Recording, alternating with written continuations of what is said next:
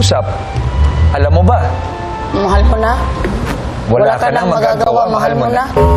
Ang gusto ko lang... Wait lang.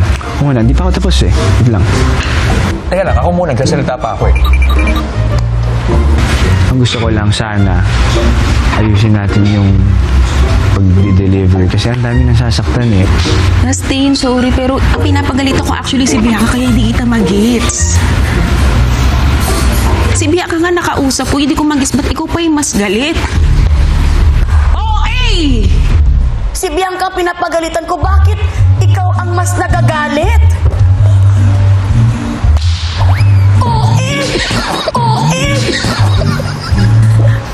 Ang liit-liit na bagay! Naging leader din naman kayo!